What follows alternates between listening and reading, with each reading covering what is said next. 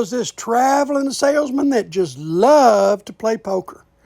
Everywhere he stopped for the night, he'd look and find himself a poker game.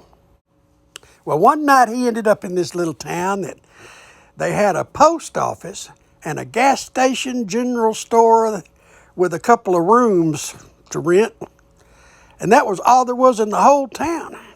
And he couldn't see any place that might have a poker game. So he went and he asked the guy that ran the shop. He asked, well, where could I find a poker game for tonight?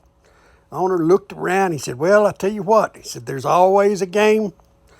He said, back in my back bedroom. Now, it's a different kind of game. You might not like it, but it's the only game in town. If you want to play, I'm sure they'd let you. So the salesman went back to the owner's room, and he opened the door, and you've seen that poster of the dogs playing poker? Well, that's what he found, was a room full of dogs sitting around a poker table playing poker.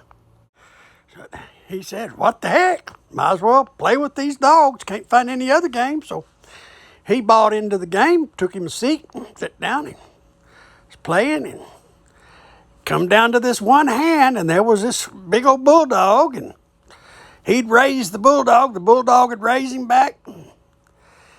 He'd raise back, the bulldog raised back. Anyway, ended up with all of his money there on the table. And it came time for the showdown, and he laid down his cards, and dadgum, that bulldog had a flush. Won the hand.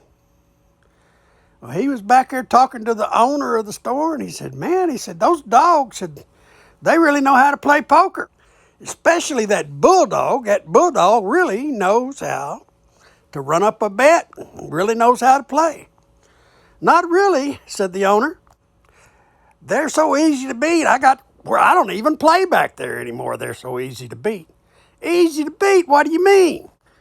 Well, that bulldog, said the owner, every time he's got a good hand, he wags his tail.